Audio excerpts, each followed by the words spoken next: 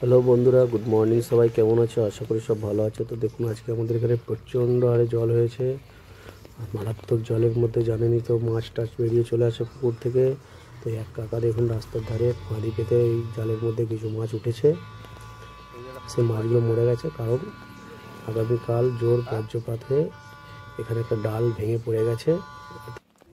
তো দেখুন, এই ডালটায় বাজ পড়ে ডালটা ভেঙে গেছে গাছ থেকে। কোনো হাওয়া নেই, ঝড় নেই, দিয়ে মাছগুলোও মারা গেছে বাজ পড়ে, দেখতেই পাচ্ছেন।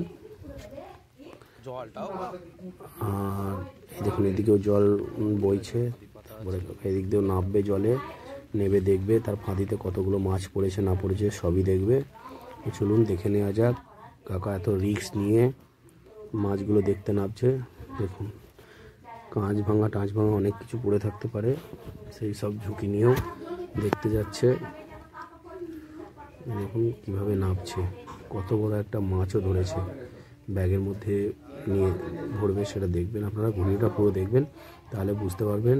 নদী নালার ভেতরেও যখন জল জমে যায় আশপাশের মাঠগুলোতে, মাছগুলো যে ভেসে চলে আসে, সেই মাছগুলো ধরতেই কাকা ফাঁদ পেতে রাখে বা ফাঁদি পেতে রাখে। আর সেই ফাঁদিতে এক এক সময় বড় বড় মাছ উঠে যাচ্ছে। আর এখানে দেখুন কীভাবে যাচ্ছে, দেখুন কত রিস্ক নিয়ে, হাতে একটা কাস্তে নিয়ে। তো বন্ধুরা, ভিডিও যদি এরকম গ্রামের ভিডিও দেখতে ভালো লাগে তো আমার চ্যানেলটিকে একটু ফলো করবেন। ভালো লাগলে লাইক শেয়ার অবশ্যই করবেন। থ্যাংক ইউ বন্ধুরা, গুড মর্নিং।